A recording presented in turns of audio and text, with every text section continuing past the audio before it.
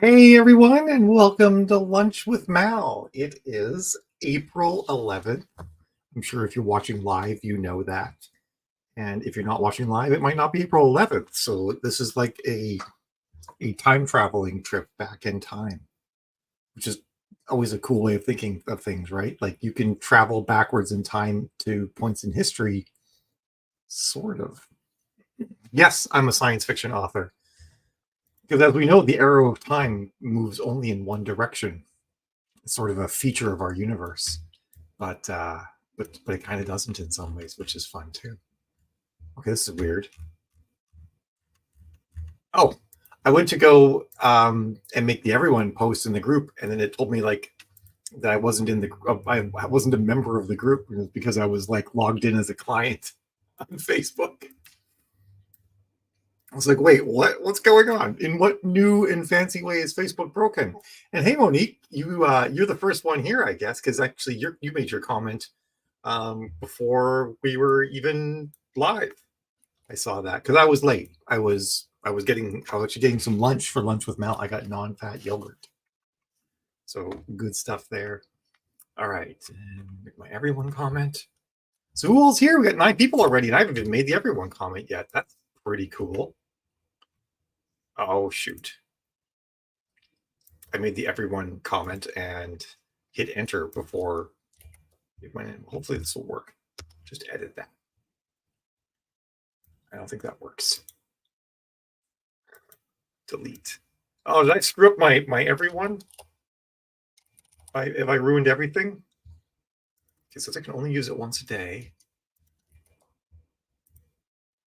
All right, it may have worked, it may not. We're rolling with it. Looks like lots of people are showing up anyway, so hurrah, huzzah, hurrah, huzzah. Eilina is here, nice to see you, and Delta, and Monique, of course, and Dennis. I'm not sure why you're laughing at my hair, but okay. Um, that's cool. I'm glad you guys love lunch with Mel, Monique. I know I bring this up all the time. It's always so cool. I keep talking to people who watch this later. Like one lady I talked to said she watches it Friday morning when she's at the gym because it gives her something to do while she's on the treadmill. And I'm like, that's cool. I mean, it is a wig, Dennis. I'm not sure. Like, okay, Delta's a reminder set. That's nice. I like it. And actually, I'm pretty sure that Monique does as well. Um,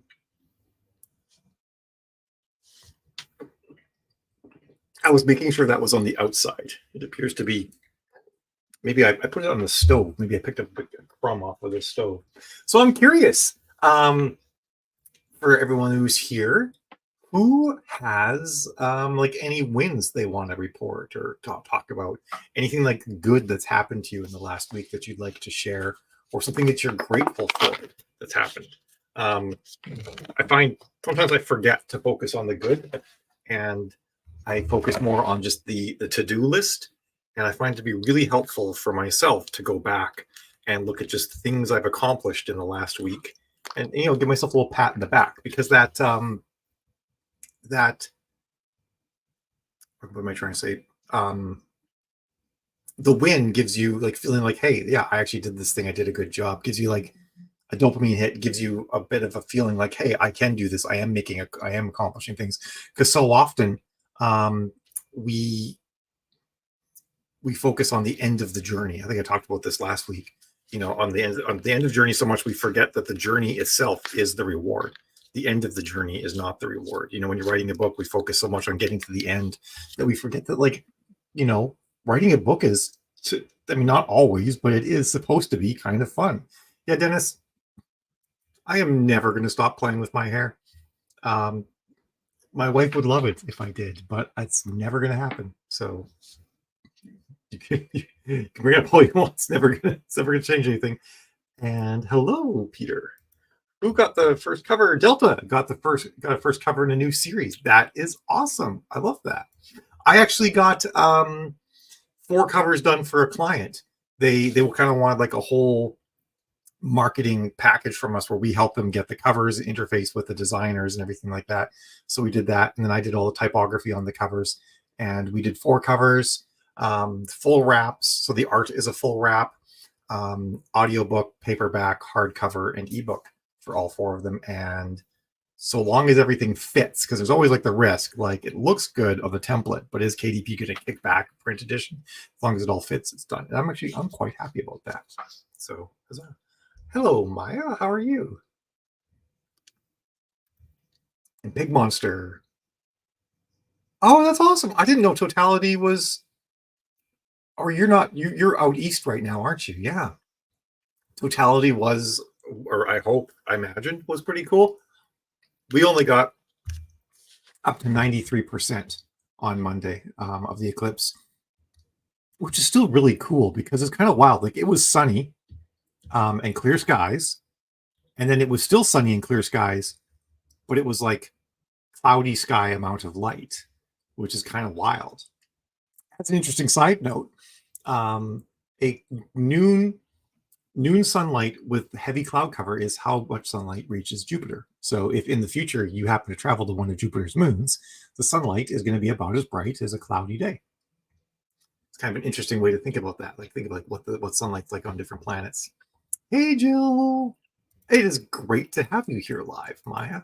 And so Monique, you expanded the first 5 chapters of a rewrite from 5K to 12K, uploaded 12 audiobooks to Author Republic. That is pretty decent. That's awesome. That's a lot. Did you when you did the expansion of 5K to 12K, like did you add like a subplot? Did you add a POV? Or did you just flesh out a lot more of what happened? I'm kind of curious what would cause you to do that big of a rewrite on the opening chapters to a book, because most people don't do that sort of thing. Okay, Kingston, yeah. I knew that Edmonton would certainly not be in the path of totality, but yeah, Kingston definitely would be. And for those of you who are not Canadians, you might not know where either of those places are. I think I said hi to Jill. Hi, Jill.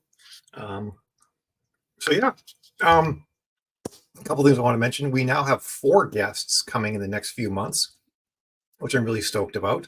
And I forget the exact dates for everybody, but I am going to remind you guys that the first guest that's going to be on Lunch with Mal is going to be on the 25th.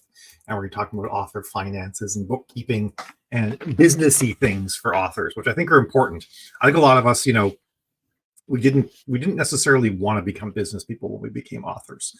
Some people did. Some people love running small businesses. Some people were not prepared for having to run a small business. And so I think any sort of like help along those lines can be fabulous, especially now that we're moving into direct sales and we have additional concerns around taxes and whatnot to think about. 94% totality in Nova Scotia. Cool, Peter. So pretty much the same that we had in Boston here. Wait, Dana's next week? Oh, wow. I didn't realize that. Okay. So Dana is on the 18th. For some reason, I thought she was in May. And so Dana is actually someone that Jill met through some business mastermind courses. And Dana is also a whale reader. And when Dana discovered that there was a cool term for being a whale reader, she decided to start a course on it, on how to attract whale readers and what keeps whale readers reading. And I think it's actually really invaluable to have someone who's outside the author sphere talking about this sort of thing and helping authors understand like what was attracted to them, what turns them off. And from someone who's actually done a lot of work in business and courses and whatnot, so understands how to give that information in a really clean and organized fashion. So she's going to be on next week talking about what she's doing and how she looks at books. And then there'll be maybe an offer for, hey, it's Dana herself. She's in chat. This is Dana. So we'll be talking about probably something she does and then what she's offering for authors. But I think it's a really cool thing. In fact, enough that we've actually used her ourselves with some of our clients. Well, one of our clients so far, but I'm sure we'll be doing more. Where we're like, hey, we're having trouble getting this particular book to sell. As a reader, can you read this book and give us the report about what you think is on genre, off genre, and whatnot? And it's a really cool service for that. And super exciting for all of us, actually. And hi, Judah. How are you doing? Oh, Dharma. I thought hi to Dharma, and then I didn't actually say it. All right. So Monique fleshed out my series of 14 books about 13K, decided to make them 70 to 80K. Oh, wow. That's interesting. So you're up in the spice and the heat level, and then bumping them up. That'll be probably good too if you're like, are these books in KU or not KU? I'm curious about that. Although, going from novella to full length novel is going to help you both in sale price and KU reads. That's an interesting thing. We were actually just having a conversation yesterday in our author mastermind group about what happens when you discover that something's wrong in your book. A book, okay, all KU, good. A book that maybe like you discover like, oh, you missed a major genre trope, like a trope that's required for the genre, to the point where a reader might actually say this book doesn't even belong in the genre you're putting it in, and then you'll end up in a situation where you have a book that should be selling and should be getting reads, and it's just not, and everything looks like it should be working and it doesn't, and which actually dovetails into what we'll be talking with Dana about. But what do you do when you come to that conclusion, like, oh shoot, I did it wrong? Do you just move on and say forget about it, or do you rewrite it? And I think sometimes the answer is a bit of a rewrite. I was also working with another author who we were looking through her read through, and she was doing it. I prompted her to give it all a look, and she found that between book 2 and 3, her read through was only 53%, but the read through from 1 to 2 was 97%, and then afterwards the read through was super high again. It was in the 90s again from book to book. And so, like, wow, there was a problem there, and that's actually going to take her a bit of a rewrite to fix that problem, because what we think it was is that the character, it's a romance series where each book or each pair of books actually follows a new couple, and she introduces the new couple in the prior books, but this time she made him a little bit too unlikable, and so people just weren't interested in reading his book. So we've got to fix that, and so that's going to take a little bit of rewriting actually to solve that problem. Okay, that's good to know, Monique. And one thing that and I'm not saying this is the case with you or not. You might have it nailed by the details of your reviews. But one of the things I've noticed when readers will sometimes say that a book is too short, what they actually mean, well, they mean it's too short. But the reason why they're saying it is because they were expecting something from the book that they didn't get. There was a promise that was made to them in the blurb, the cover, the title, the beginning of the book, that they were going to get something out of the book. Maybe it's like better, not better, but more detailed and non-closed door sex scenes. Maybe it was a major plot element or a thread that you had that you didn't close, and they expected like character. Several times they mentioned that they have to go to place X to do thing Y, and they never did it in the book. And I fully expected them to go to place X and do thing Y, and they never did it. And so a lot of times that will also cause them to say that the book is too short. So not saying that's your situation here, Monique, but something to think about if you guys ever hear that. So see reviews saying the book is too short. Because I've actually, one of the things I've, oh, okay. Yeah, that makes sense. So you just didn't take your time with it. So it sounds like you're well on your way to doing that. I've had books that were 90 to 100K. And readers, there were multiple reviews saying the book was too short. And then I'll have other books that are 50K and not a single review says they're too short. And sometimes they're in a series with that much variation. And what I came to realize sort of by introspecting and looking back was like, yeah, there was a thing that should have been in that longer book that wasn't. And that's why I'm getting that. And actually one time I felt so bad about it, I actually wrote a novella and just gave it to everybody for free that covered that thing that I should have had in the main book and I didn't. So totally good. And Dana did confirm. So Dana talking about whale readers and what pulls in a whale reader is going to be next Lunch with Mal on Thursday the 25th. So bam, that's going to be a whole thing. I'm actually really excited about that. I think it's going to be a pretty awesome thing. Is there any way to manage expectations when you as the author points out that it's intended to be short or novella? My readers say the stories aren't rushed, but they just wanted more. I guess the price and the page count should always convey that to most people. I think if they just want more, that's not a bad thing, actually. Then you're like, well, great, you can read the next book. But I guess if you're pricing a novella at $6.99, then they might be like, I expected more for my money. But I have encountered that a little bit with books. I have a 2 series.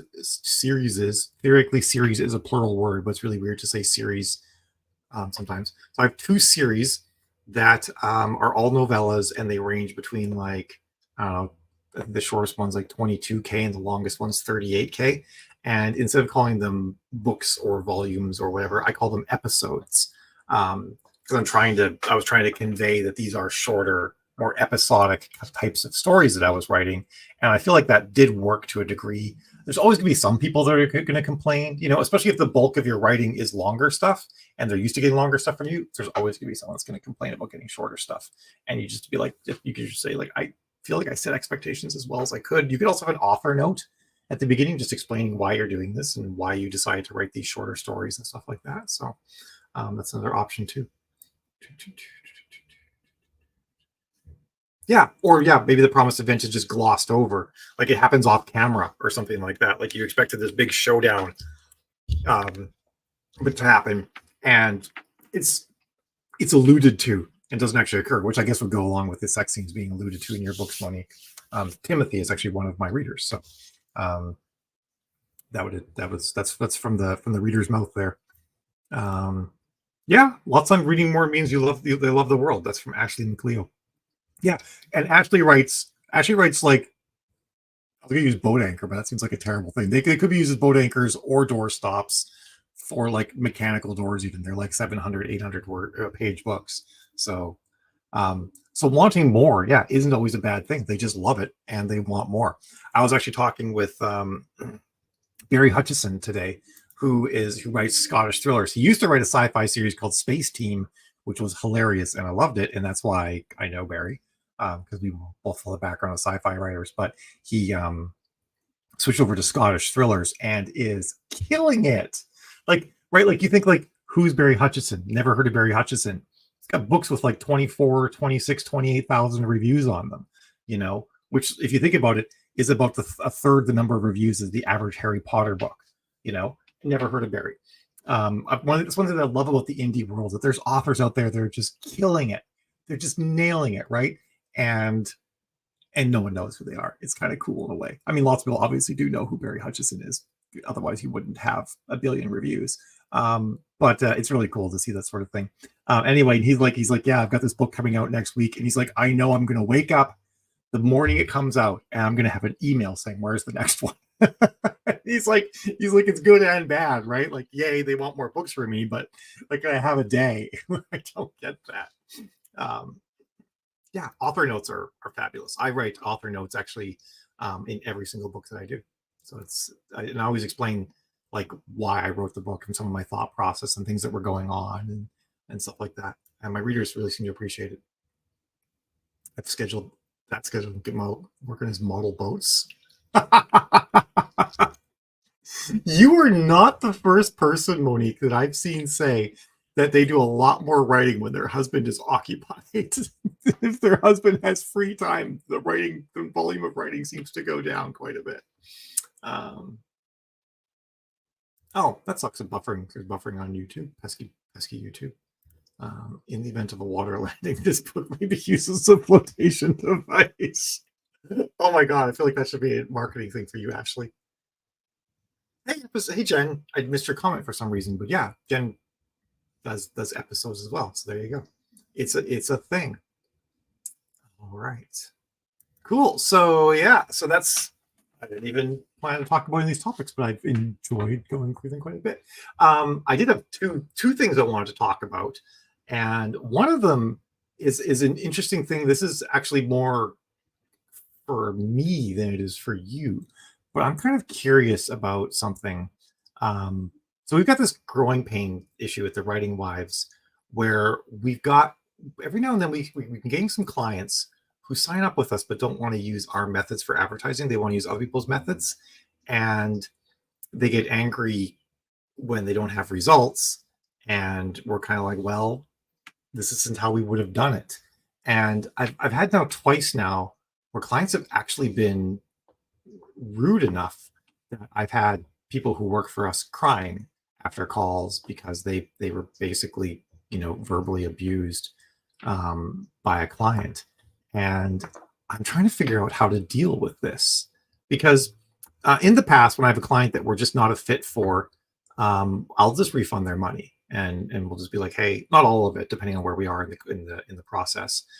Just be like, hey, you know what, like this, we're not a fit, and this didn't work. So here's X percentage of your money back. But I'm kind of starting to get to the point where I'm like, wow, I got these people where we, because the sales process takes time and money, right? Like as a business, your product that you sell or service that you offer has to actually pay for the sales time, has to pay for accounting and paying, getting the money from people and stuff like that. And I'm just like, man, we're going through the process of selling and onboarding and doing initial research and having initial calls and all that. And then we've got folks that like on the second call are actually like being like abusive to our employees. And I kind of don't want to just give them our money back anymore, because I feel like we invested all this time and effort, and then now it's not working out, but not because we didn't try or anything like that, but just because they can't operate professionally. Um, and I know this is like kind of like a weird topic, but Jill and I were talking about today, and we're like, maybe we should just talk about lunch with Mal and see if anyone has any thoughts or ideas on this sort of thing. Or if it's just like, wow, Mal, like you're running a big girl business now, and that's just the way it is. So that might be the answer. But I did, it did sort of make me feel like, wow, like sometimes I feel like the authors are not quite professional enough. And I wish that wasn't an issue. Um, so Gail says, fire them, don't give their money back. I have a no a-holes policy. How dare they make your people cry? I mean, I feel that way too, right? Like I don't think I've ever made anyone cry. I used to be a lot more abrasive when I was younger, actually.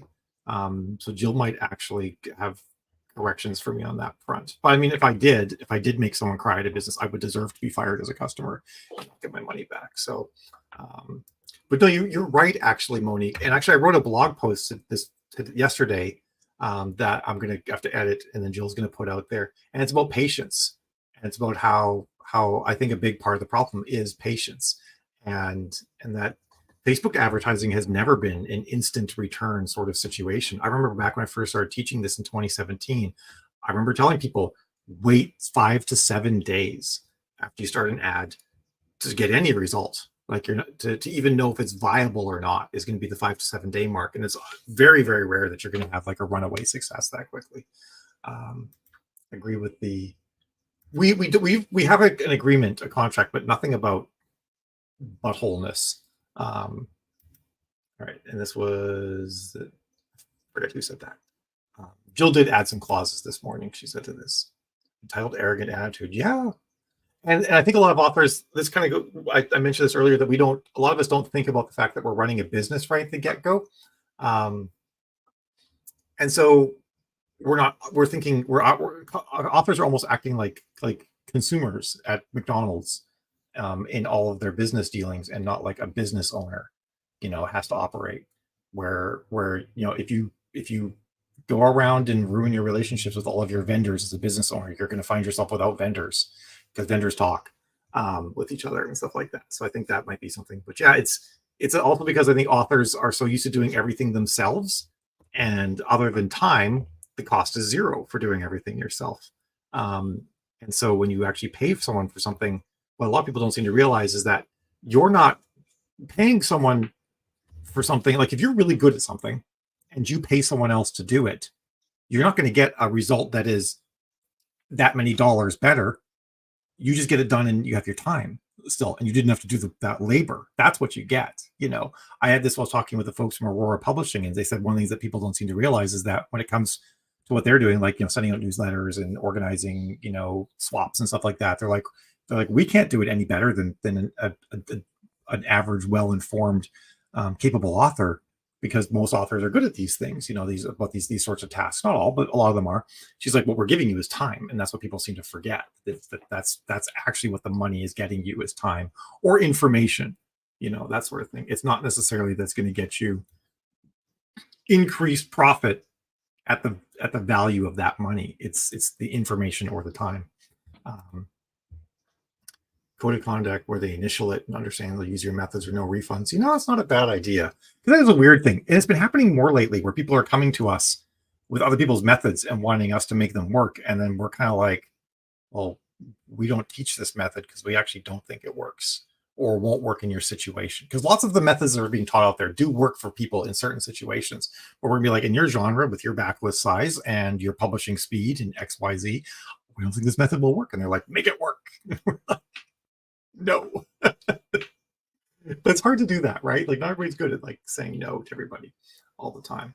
But it is weird. If someone takes a course from someone else, can't get that course to work, come to us and want us to make the thing that they couldn't get to work.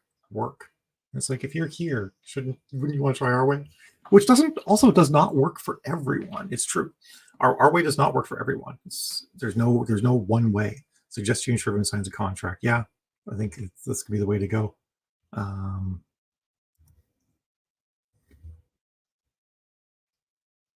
All right, I like the warning option that's built into that as well. That's a good one too. Thank you guys. This is really helpful. I wasn't sure what kind of response. I expect people to say like, "Oh, Mel, grow up, deal with it." But yeah. Oh my God, Maya. There are Karens everywhere in publishing. I feel so bad for people who have the name Karen. I'm sorry. It's just, unfortunately, it's a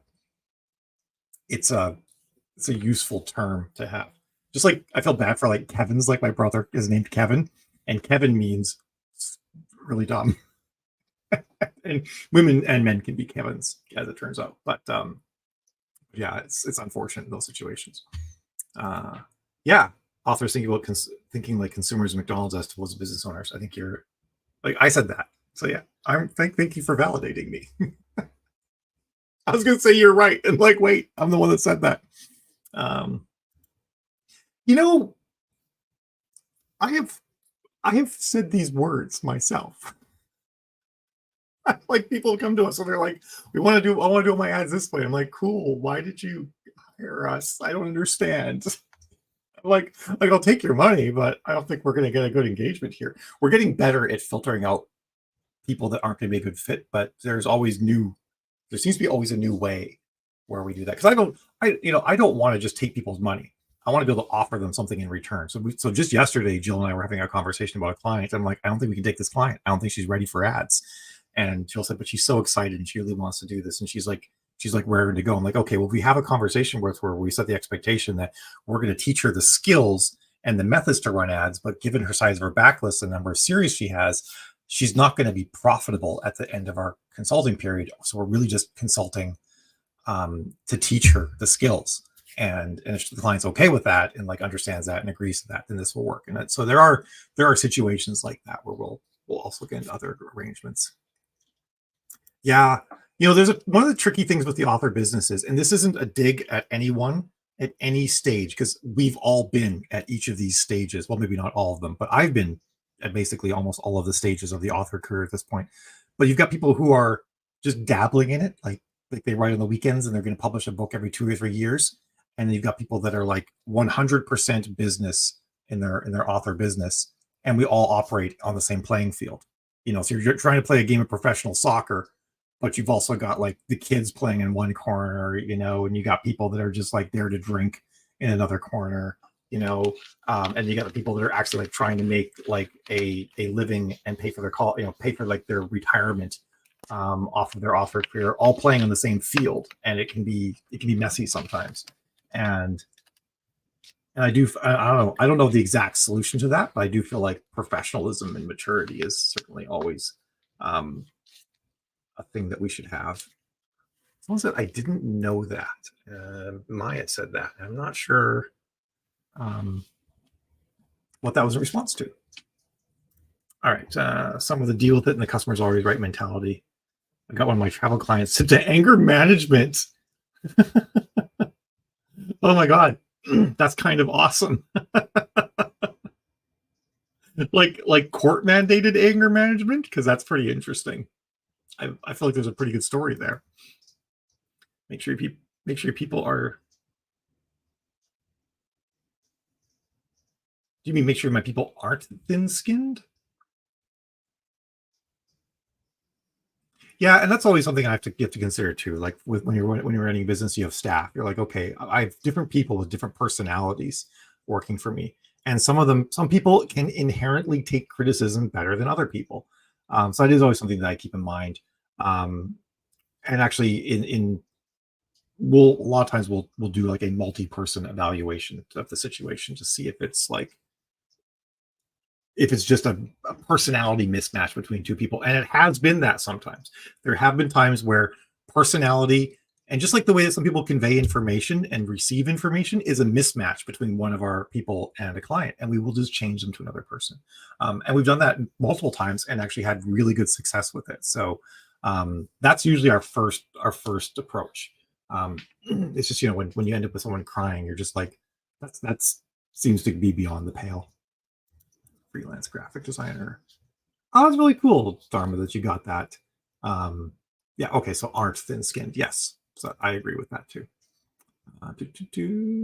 Yes, no one should be abused. Customer, I agree.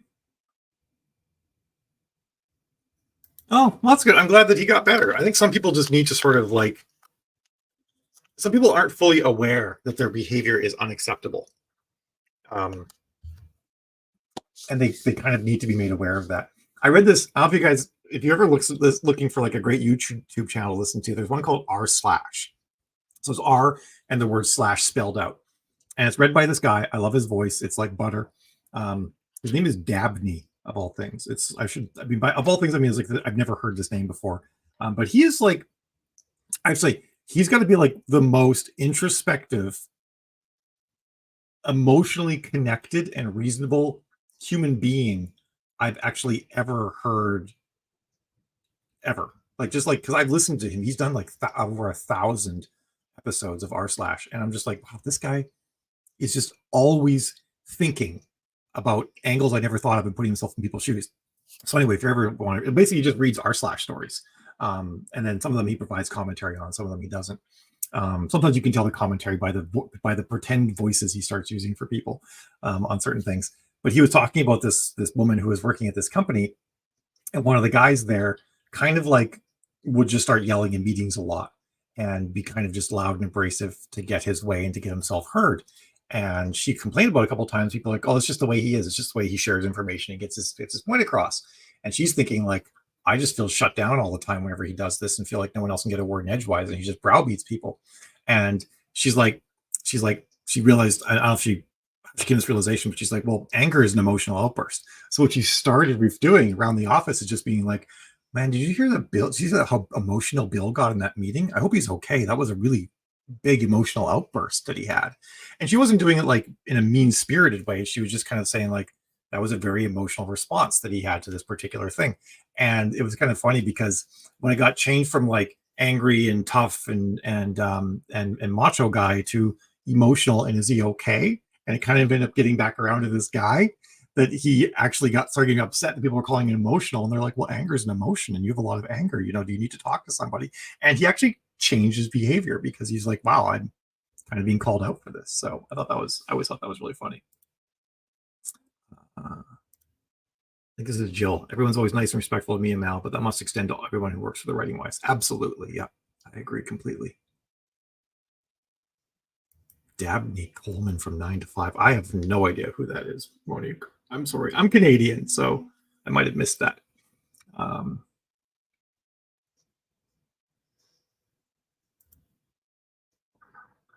this was Jill that said this.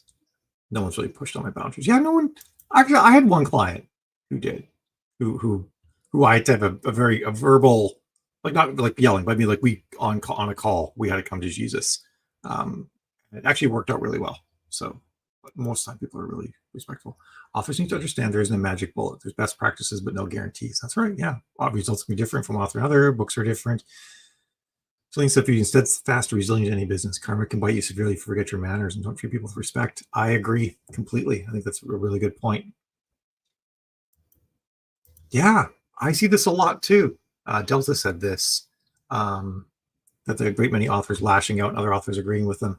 I think that, and that sort of thing, like if you're a public figure running a business, keep your mouth shut as much as possible, right? Like this isn't high school. You don't comment on drama.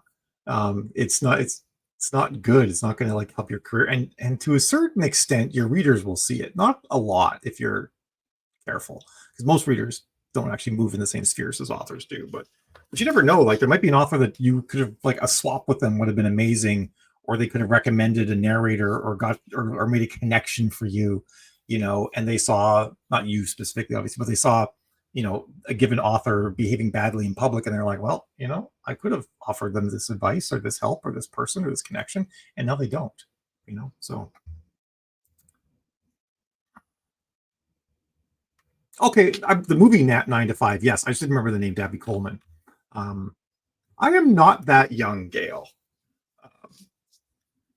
I don't know how old you are. No, I can't. You're just a tiny little picture with a dog in front. Let's see. Am I older than Gail? I think I'm older than Gail. I should. I'm 46, so I'm not super young. But I'm in the middle, right? Like I'm not old yet either. All right. I used to train bank tellers. Some people because this is their money feel entitled to abuse bank tellers. Yeah. I teach them this person was mad before they ever came to you. Yeah, that's true a lot. They're an angry person, but continue their angry way after. Don't take this personally. They're actually pitied. Yeah, that is a good way to look at it, right? It sucks if you're gonna have to have a Zoom call with them for 45 minutes, but it is true, right? Whenever someone has an outburst or something like that, it's about them. It's not about you. Just like whenever you get like a 1 star on a book, if you really pay attention to it, it's about them. It's about some sort of like issue they have, expectation mismatch that they had, or something like that. No, I think you're absolutely right, Timothy. Totally, it does apply to every environment. I think it's all good, all around good advice. Yes, and yeah, don't comment on drama. I used to do that. I used to be like, "What's the drama? What's the tea?" And I realized that my life is better not being involved. Like I do want to be aware of certain things going on, but at the same time, like I don't want to. I'm not going to get in the mud. That's for sure. I don't want to be anywhere near the mud. Yes, the witch hunts from Maya. But do you hear about the thing where like someone was like accusing an author of using AI art, and then they slandered the author and kind of started a witch hunt, and then the author proved that it wasn't AI art, and then now is going after that person for libel. I think that's kind of interesting because I think that's sort of like, guess what? You have to be a grown up in this industry now. Okay, Monique. You look younger than me in your picture there. So, wow. Congratulations. That is amazing. I hope that when I have a 42-year-old child, I look half as good as you do. To read all of it. Well, it's good to be prepared and to know what's out there. That's sort of that's a basic human survival trait.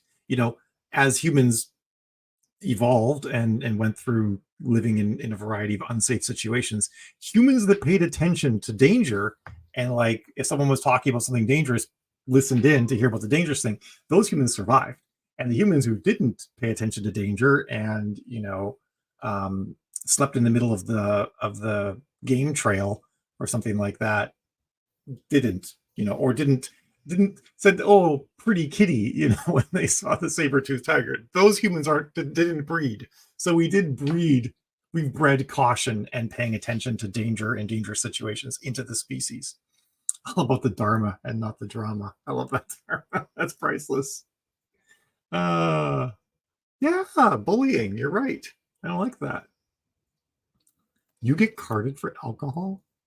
Damn. What, can you bottle up and sell whatever it is you have going on, Monique?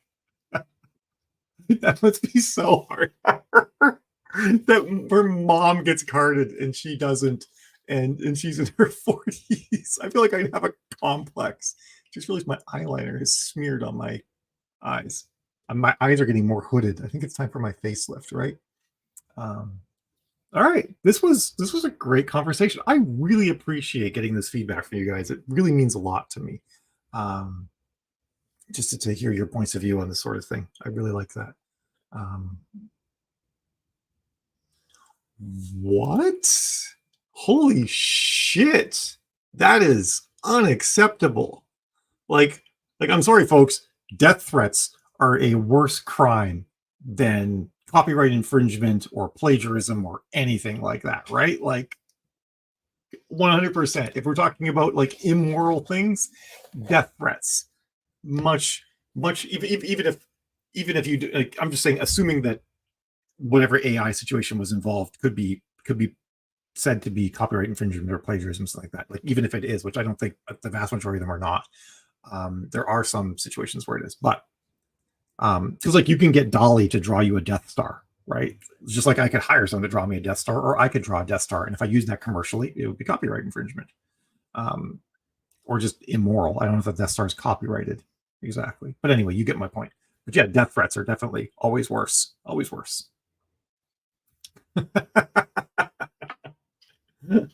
I mean, you're still alive, so I'm going to assume that you exercise some level of caution. uh, oh, really? Oh, that's disgusting. I hate that. I feel so bad about that, Delta. That's like unacceptable behavior. Because that's like, you know, even on top of the fact that that's just bad in every way, it's like people are humans, and like this woman or man who's your cover designer, or non-binary person. Sorry, I just made an assumption. Um, they have a life. They have their own struggles. They might have who knows what going on. They might be. I'm not saying this person is. I'm just saying, like, any given human being, you don't know how close they are to taking some very unpleasant, drastic action in their lives. Um, and one thing I think to myself is, like, I never want to be the person that pushed someone else over the edge into some bad action, right? So I'm always very considerate of that, because the very few things that happen in life are worth causing that sort of harm to someone, and I would never want to be in that situation, or do that. More that I don't want to do that to someone else, but not the situation I'm in as a result of it. But man, I had a whole other topic I was going to talk about today, because I didn't think this would go on this long, but here we are. I'm going to briefly touch on it because I'm going to have guests for the next 2 weeks. But one of the things I was doing when I was talking with an author yesterday was, I'm almost old to be Mal's mother. Dharma, you don't look like you're old enough to be my mother. I would never have thought that, actually. And I'm not just going off your profile. I've seen you in person. Um, so we've got in the United States, which is where most books are sold, whether you live in the United States or not. There's a period of turmoil that is going to come this fall. And uncertainty, always has an economic impact, and I know some people are concerned about what their publishing schedule should look like at the very least, right? Like, does it make sense to publish a book in the third quarter of 2024 as a result of what's going on, what's likely to go on in the American political scene? And so I did a little bit of research with some data that was available to me, a little bit of my information, some other folks that I tapped, and also looking at the KU rates. Kind of like, what happens in an election year in November? And what I've discovered is that it's sort of an interesting thing. People definitely read less in November on an election year, but the KU rate usually goes up as a result. So there's a little bit of a compensation for that. In fact, like every election year since 2016, which I understand is only 2 major election years. I did look at the midterm cycles and all that, but KU reads actually tend to go up in November. The rate tends to go up, and the money on major election cycles does seem to go down a bit. So what that suggests to me is that people are reading a bit less in November. Interestingly, September and October were almost always up.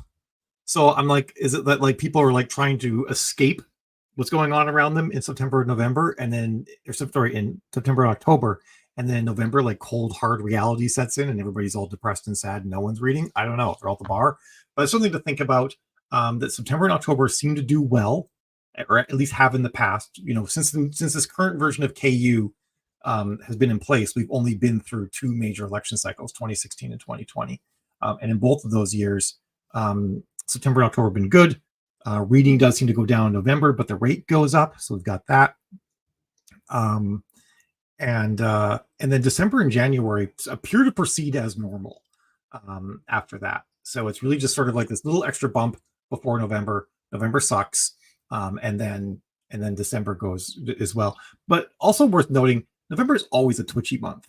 It's only the first 2 weeks in November are usually good weeks for book sales, and then the week leading up to Thanksgiving, or Thanksgiving, American Thanksgiving week, and then the week following are usually kind of awful for sales and reads, unless you have like a really good deal going on. So it doesn't change November that much. I still would really typically be leery of releasing a book in November. Not until you're into the first week of December would I consider releasing a book. And obviously, we're going to know probably when this time arrives whether or not you think it's a good time for releasing a book yet. But if you're doing pre-orders or you think about your writing schedule, just something to think about that I would avoid releases this November, but December and January should behave normally, and September and October should be pretty good. We also are probably going to see a really big reading summer again. But what happened last summer is it was a really big reading summer. A lot of people read books last summer, and the KU rate fell to the lowest it's ever been. So keep that in mind. That we probably it will be another big reading summer so far as we can tell, but the rate's probably going to drop a bunch in the summer. So that might be something you want to think about. Maybe instead of doing releases in the summer, you're pushing backlist heavy in the summer or something like that. So it's books you've already made your money on, and you're just trying to get a bit of extra scratch, and you plan the release for maybe early somewhere in September, so you can kind of ride that wave. Or if you, depending on your release schedule, maybe plan your releases for before summer or in December if you don't want to hit that back to school period, because some genres, trad heavy genres, don't do as well in September, October, because trad dumps 80% of their releases in October. So that's something to think about too. All right. Yes, Judith, I am definitely young to you. One of the authors in our mastermind, she's almost 80, and she has the energy of like a 60-year-old, I'd say. I had no idea she was that old. And we always talk about stuff, and she's always giving this knowing I've been there. You're all just children. Look to the rest of us. Oh, my trips to the Comic-Con. Thank you. Tips for the Comic-Con. It went well. Oh, that's great to know, Jennifer. Congrats. Did you? And I'm guessing that means you had a good time as well. So that's an important part too. And yes, maybe they're just being outside. That could be it too. Okay, there you go, Monique. That's perfect. Save it for after Christmas. I think that'd be a good plan. That's what I go for. All right, I have to jet because I've got a call. We do have a mastermind group. It's like we meet.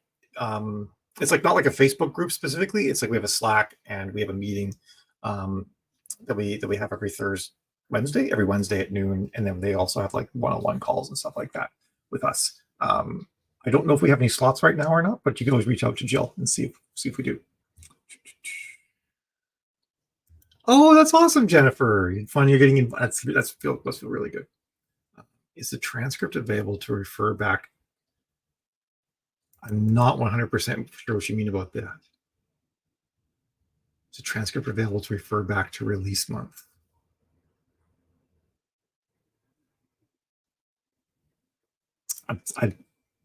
It's possible what you're saying is super obvious. I'm just not getting it. But I will yammer for a couple more minutes to see if you can clarify that for me. If not, you can always drop myself or Jill a message. So yeah, I guess that's kind of my thoughts on that. But it is kind of funny, like thinking about I was thinking about the end of the year, or the client actually asked me because they were like, okay, my writing schedule is this. When should I release? And I'm like, oh God, November's so far away. And I'm like, crap, we're like in the middle of April. Where is this year going, for goodness sakes? To get the months we should not release our books. I don't actually have. I don't know if I've actually ever said that. I guess once or twice I've walked through the whole thing. I think Facebook makes a transcript of this. But I guess the quick thing is January is always a great month.